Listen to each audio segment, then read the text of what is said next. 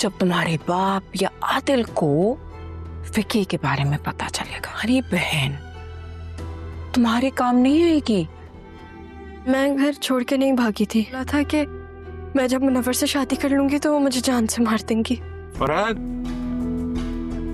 जी मामू। माँ कहाँ है तुम्हारी? मुझे पप्पू ने डराया था। मामा तो नहीं है। कहाँ गई है वो? बुलाओ, उसे बात करनी है मैंने। फरहत अपनी हरकतों से बाज आने वाली नहीं। इस बार वो सारा को डराएगी कि अगर तुम्हारे बाप और आदिल को विकी के बारे में मालूम हो गया तो तुम्हारी बहन ज़ारा भी तुम्हारे काम आने वाली नहीं है। सारा अब रोज़ रोज़ की धमकियों से तंग आ चुकी है और आखिरकार वो फैसला करेगी कि फूफो की इन धमकियों में आने से बेहतर है कि वो अपने बाप को सारी सच्चाई बता दे। तब वो मजहर साहब के पास आकर उन्हें बताएगी कि उस रात वो खुद नहीं भागी थी, बल्कि फूफो और रक्षी ने जो बातें की थी उसके नतीजे में ही उसे घर से भागना पड़ा था।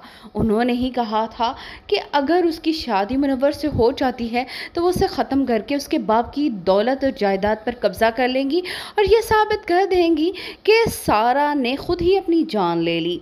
सारा अपने बाप को ये सब बताएगी तो मजहर साहब बहुत ज़्यादा गुस्सा होंगे, अपनी बहन से बात करना चाहेंगे, मगर उस वक्त वो घर पर नहीं होगी। मजहर साहब को अपनी बहन से इस कदर उम्मीद नहीं थी।